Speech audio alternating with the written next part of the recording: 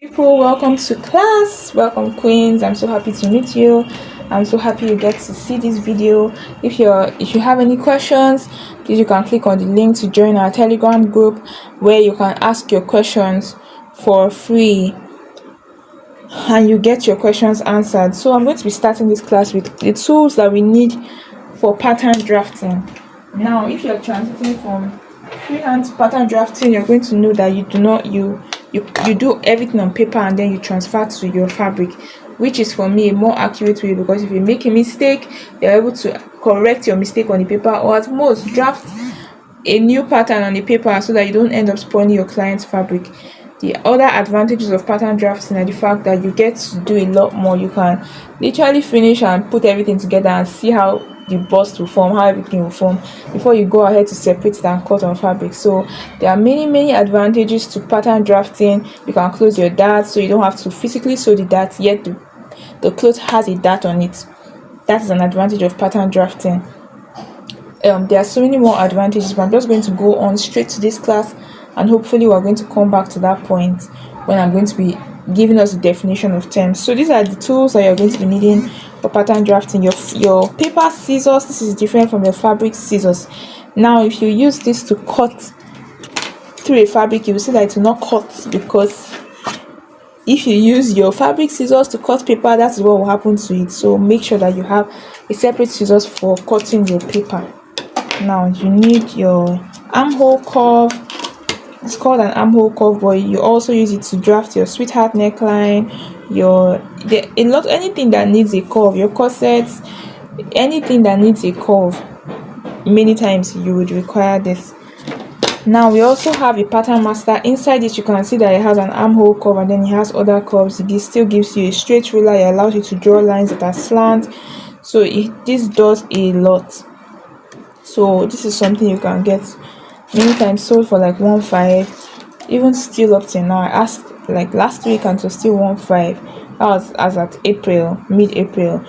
Now we have your hip curve. This is very useful for your skirts, many times to just blend in the curvy area of your skirt, your hip area.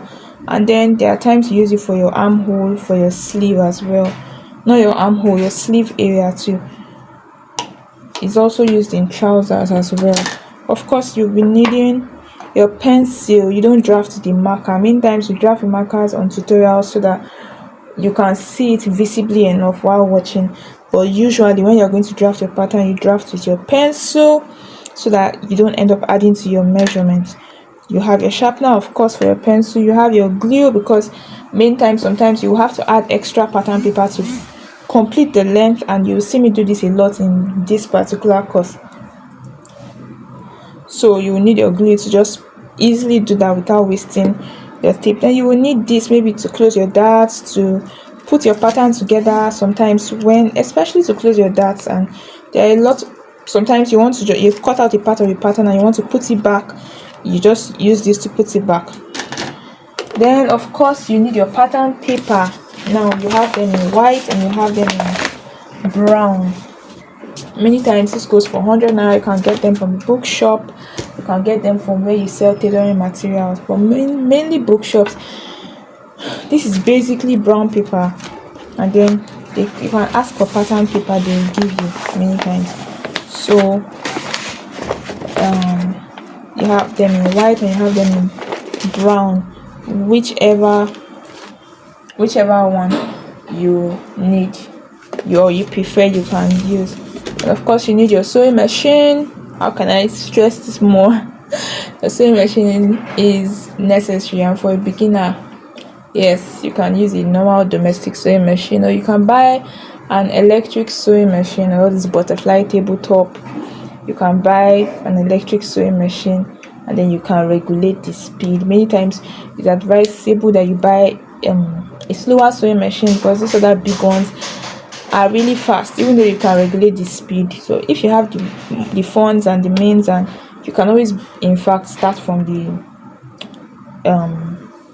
electric ones, and then the moment you can regulate your speed, you can start.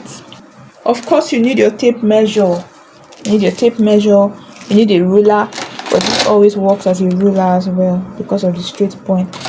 You need your tape measure, you need a longer ruler so you can always get that. Mine is not very reachable now, so your tape measure. And so now we're going to be heading on to the definition of terms. When you watch my tutorial and I say center back or side back, what do I mean? You would also need pins, please, so, and a pin cushion to just hold your pins, because many times it's better you pin and see what you're doing before you sew than to sew and then have to lose. Some fabrics are very fragile and losing can cause you issues, especially with your client. So I'm going to be going ahead to teach us the basic terms of a pattern. Now I'm going to be showing us examples of a pattern that has already been drafted, and then I'm going to be defining the terms to us right before we go ahead to learn how to draft our patterns by ourselves. So queens, let's get started with our definition of terms. So here is a basic bodice pattern. You can see this.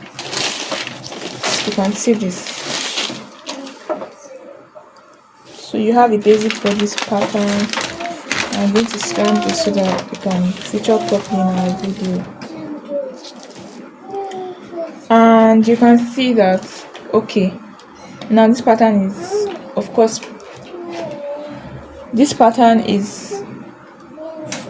if you've watched the measurement video, I'm going to link it in the description box on how to take your measurements.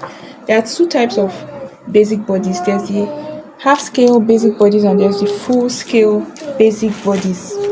Now for the half scale basic bodies, you're only going to have your shoulder. This is our shoulder line. This is your shoulder area, start of your pattern.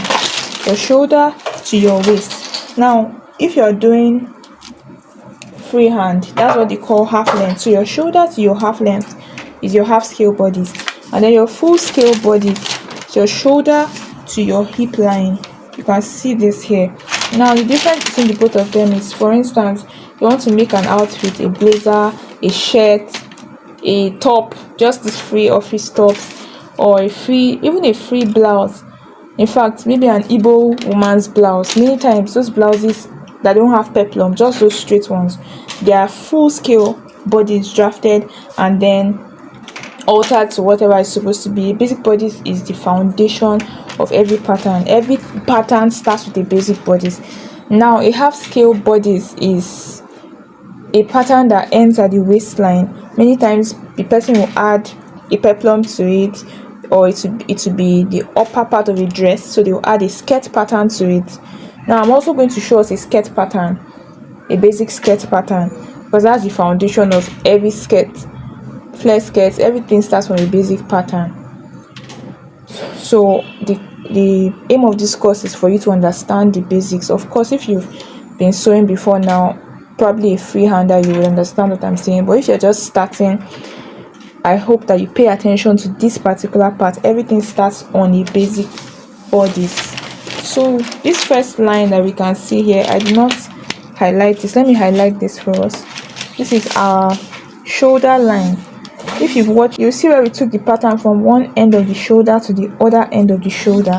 Now that is our shoulder line. So many times when you take your pattern paper, the first thing you would mark out is your shoulder line, and that measurement you will divide it by 2. Whatever you take, you know that, okay, now our patterns are divided, the way when you want to sew, everything is divided by 4, because when you open it up, it now becomes 2. So this paper is supposed to be on fold like so. So you can always take a full pattern paper and place it, fold it into 2 before you start what you are doing. But what I'm doing here also works. You can do it like this, just one single sheet, and then when you want to cut on your fabric, you indicate that it should be on fold, so that you fold your fabric and you cut. So I hope that of course you would understand that. I hope, just listen and pay attention, you would understand. I'll use this as an illustration. This is what I mean. Now this is a sleeve pattern, but you can see that it's folded. I can also choose to just draft everything on one part like this, and then when I want to cut, I will fold my fabric like this. and then place the paper just as you have it like this, and then I'll still get the result. So I hope that you understand that part. So this is our shoulder line. On this line you can see where the mark is. You can see where the mark is. So on this line we took our shoulder divided by 2. That's your shoulder to shoulder, one side to the other side, divided by 2, and we marked it here. So this is our shoulder line, this is our shoulder slant. So when you hear someone in a pattern drafting video say you slant your shoulder by 1 or you slant your shoulder by 1.5, it means you come down from your shoulder line by 1 or 1.5. Here we did 1. So when you do that, you will now connect, and then that line is there. This line is also supposed to be extended, but many times as a dotted line. So you see that as a dotted line, and I'm going to explain all of these terms to us as we go. Let's just take it slowly. Now when you hear someone say center front or center back, this is center front. It's called CF for short. Center front, that is the center of your pattern, of your basic bodies. That is the mid part of your body, like this. That mid part, that's where your cleavage line is. That is your center. So the middle of your bust area, the middle of your stomach area, the middle of your body from up down, that's your center front. Now if this is a back pattern, this is a half scale back pattern. I'm going to be giving us an example. This is the center back, where your zip comes on. This is your center back. So that is the definition of center front and center back. Now side front is this area. No, for this pattern I didn't cut it out, I just drafted. So this is, if I want to cut now, I'm going to cut through this line, and then any other allowance I need to add, I'll add. If you want to add, you can add here, or you can add it on your fabric. You can add it on your fabric. So this is center front and this is side front, because this is front. Now this is center back and this is side back. This is side back. That's the side of your back pattern. That's what it means. This, you can also see our shoulder slant is also happening at the back. So when I'm teaching this, so that by the time we're drafting the pattern, you understand what I mean. Center front, center back. Now most times after your shoulder area, the next thing you will try to do is get your neckline. Your neckline is usually your bust measurement, your round bust divided by 12. Your round bust circumference. I would like to say bust circumference. I'm saying round bust because I want everybody to understand this video when you watch it. So your bust circumference divided by 12, and then you enter it from here. Your bust circumference divided by 12, and then that figure you enter from here. Many times people will say do 3 by 3. Fine, 3 by 3 works, but not for everybody. Some people are big, so you use the person's bust. You use each person's bust, divide by 12, and sometimes it will give you 4 by 4. So you do 4 from here, you mark it. You do 4 from this center line. I hope you can see this place. You mark it and you do 4 from here and you mark. Now that is how you get your neckline. It's after that you now slant your shoulder, because your shoulder slant is always connected to your neckline, the wider part, that is from the middle to your side, not down. You know, neckline goes middle down and then middle side. So middle side, that's where you now slant your shoulder from. So I just used 4 as an example. For this one I used 3 by 3. After getting 3 by 3, I went ahead to do my slanting of my shoulder, which is coming down by 1 inch from the shoulder line, or 1.5 as some people do, and then slanting it. You connect it to the neckline, so you have your shoulder slant. Why do we do this? Because your shoulder is not straight, and if you don't do it, you're going to have your clothes, the shoulder pad, or puffy, and it's not supposed to be like that. Normally our shoulder is slanted, so you slant your shoulder. Then the next thing you get is your chest line. You can see chest here written. Your chest line is please get a notebook and write this down. You might need to watch this video over and over again. Your chest line is your bust divided by 6 plus 1.5. Your bust divided by 6 plus 1.5. So you measure whatever you get. Like for this one now, when I measured, I had 7 points. If you measure your own bust divided by 6, whatever you get, you enter it from here. That's from, you measure it from here, and then you mark the line. You mark this line, and this becomes your chest line. This becomes your chest line. So you take your pattern and you draw, and you have your chest line. That is your chest line. That's the upper part of your bust. No, your bust is here. This is above your bust. Many times some people give a standard that is 8 or go up 2 from your bust, and many times it's like that for a lot of people. But I prefer that everybody has their own. That's why when you make a custom dress, it will fit, because they use your own measurement to derive every part of the pattern. Now the next part is your bust line, and if you've watched the bust the measurement video, you see that we did a shoulder to bust, nape to bust. That is when you take it from up to down, shoulder to nipple. That is where you put it. I'm going to be as open as possible. Most of us are ladies, so your shoulder to the fullest part of your nipple, or your fullest part of your bust, which is usually where your nipple is. And then, so when you have that measurement, this is where you enter it. So when I'll take my after my chest line, I take my tape. Shoulder to bust is 10 for me, and I put it 10, and then I draw the line. That's my bust line. Then shoulder to under bust, you have taken the measurement, so you just measure it from the shoulder line to your under bust, to that figure. For me, it's 13 or 13.5. It can even be 14. So you can do shoulder to whatever it is for anybody. You can do that. Mine used to be 13.5, and recently I've realized that I've had to adjust it to 14. So you can do that. Sorry, my light just went off. Shoulder to under bust, and then you mark that down. Of course, you've taken the measurement. Then your shoulder to your waist, which is your half length, you mark that down.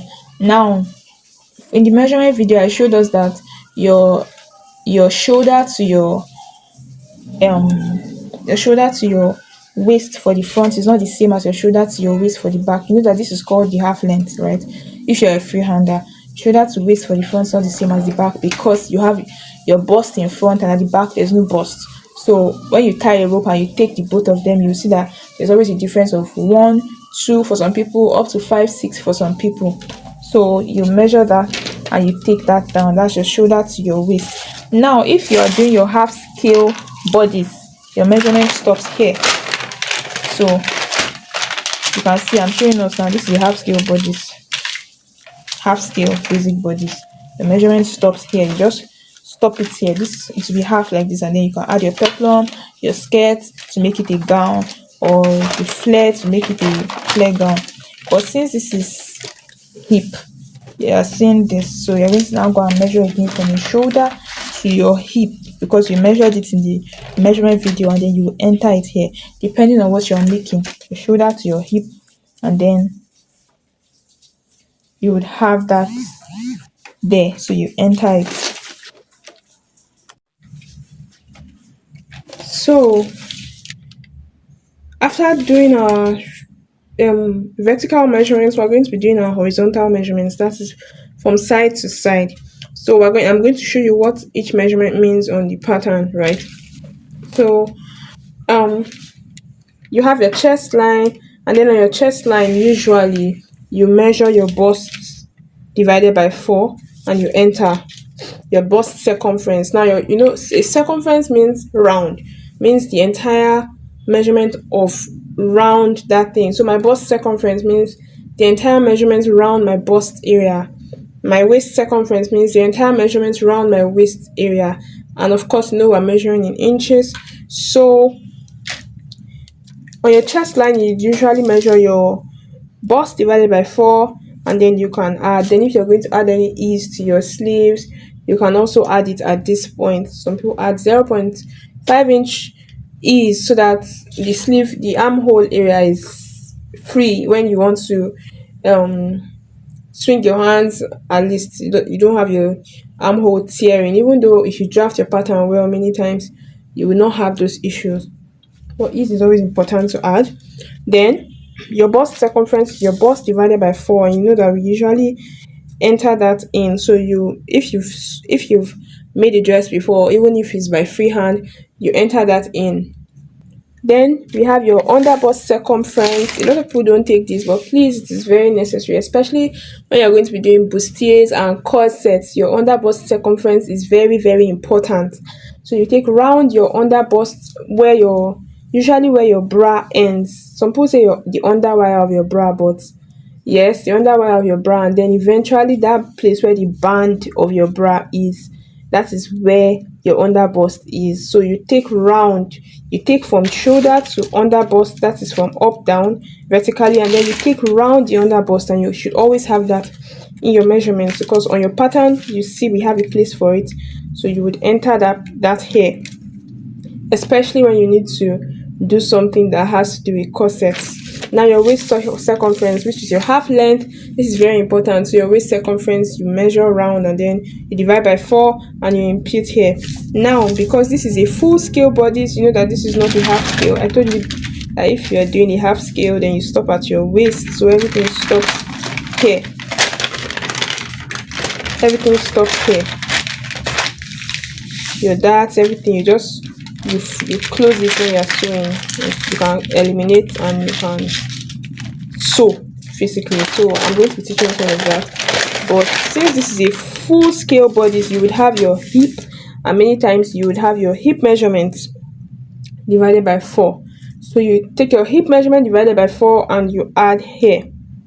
Now this is a full scale bodice, as you can see. Of course, I've mentioned that a lot of times. So many times when you've marked all of those points, you now connect a line and then connect to your hip, and you have your pattern basically. Then we're going to be talking about darts. You can take darts 0.5 inch like this. On this one you have 0.5 inch.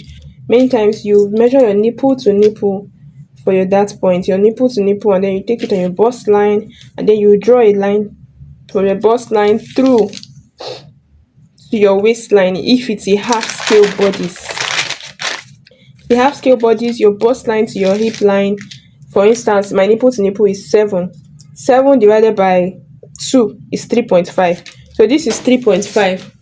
From here to here is 3.5.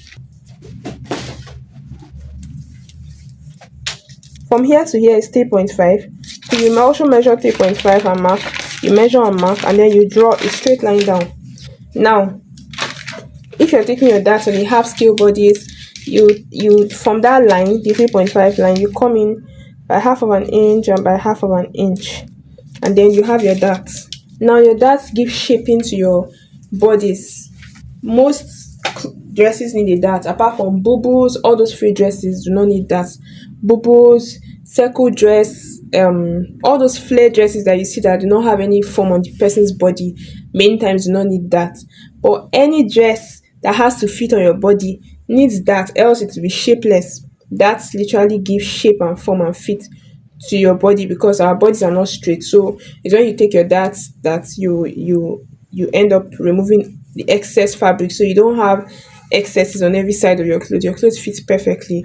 That's the importance of that. So that can also be decorative, but many times they are very important. They are more important than decorative, let me say that. So this is how to take a dart for your normal waist half scale bodice. And then if you are taking for a full scale bodice, many times you will come down 5 inches from your waistline.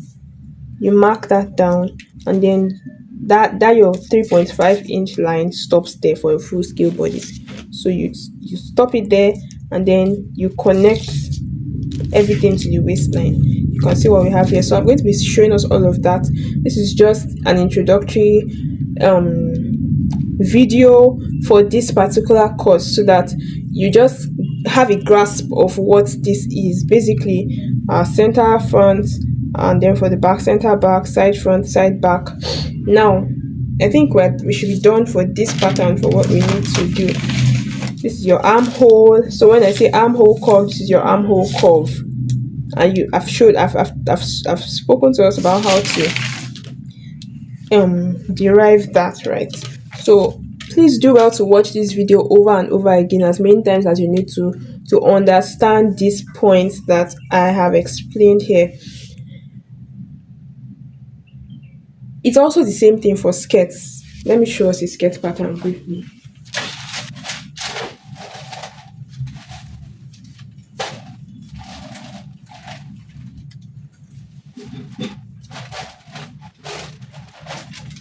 It's also the same thing for skirts. Now the skirt pattern I have here is a long skirt. So I'm going to be folding this so that you can see fully what I have here. So this is the back pattern of my skirt. Now you can see your dart again. I hope you can see this because this is pencil. You can see your dart again. You can see your hip line, your waistline. The first line on your skirt is your waistline. Second is your hip line. That's your waist to your hip. Many times when you're taking your measurements, you have taken your waist to your hip. So you enter that your waist. You enter your waist. Then you calculate from here to here. For instance, my waist to hip is 8. If my waist to hip is 8, and this is my waistline, my first line on my skirt pattern will be my waistline, and then I'm going to measure 8. This is not my pattern. I'm going to measure 8 and I'm going to mark across. That is my hip line. You're going to label that, and then your knee line, which is your waist to your knee, and then you enter that as well. And then you have your center back, like you have for the main pattern. You have your center back, which is the middle part of the skirt, just I can say your bum area, that mid part from the where your zipper stays. That is your center back. And then you have your side back, the side area where your hip area is. That's the side back, yes. And then for the front, so you have the center front and the side front of your skirt with the same lines, the waist, the hip, and the knee lines basically. And if it's a long skirt like this is, of course your knee line will be halfway, and then you have your full length, which is your hem. But for a short skirt that's stopping at the knee, your knee line is the end of your skirt. And for a 3/4 skirt, your knee line is there, and then you still have your 3/4 measurement that you would have taken from your waist to that length. You take it on your skirt, and that is your hemline for a 3/4. I hope that you understand what I mean though. But if you follow through with this course, over time you're going to understand what I mean. So we're going to go ahead on the next course with taking our base. We're going to go ahead on the next course with drafting a basic bodice, drafting a basic skirt, drafting a basic sleeve, just having your pattern set so that you understand how this thing works. Everything we've explained here is going to be literally put in practical form for you to see. So please click on the subscribe button and turn on your notification bell. Invite your friends, people that have been saying, oh, I wish that I can learn this pattern drafting, but I need to go and pay money somewhere. No, you don't have to always pay. I'm giving this one for free. Please do well to subscribe and be ready for the next video that will be out hopefully next week. Thank you so much for watching. Please share this video. You can follow me on Instagram, on Facebook at Style with Bloom, and please subscribe so you don't miss out on this free course that I am giving. If you have any questions, please do well to click on the link that links you to our Telegram group, and there I'll be able to answer our personal questions. Any question you have at all on pattern drafting, you can ask me, and based on what I know, I would give you an answer. Thank you so much for watching. Bye for now.